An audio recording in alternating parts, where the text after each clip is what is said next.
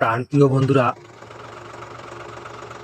যারা আমার মতো নতুন ইউজার ফেসবুকে কাজ করতেছো, তাদের প্রতি একটি জরুরি ঘোষণা। ফেসবুক এমন একটা প্ল্যাটফর্ম, এখানে ধৈর্য হারা হলে চলবে না। এখানে ধৈর্য নিয়ে কাজ করতে হবে প্রিয় বন্ধুরা, তাহলে আস্তে আস্তে এগিয়ে যাওয়া সম্ভব।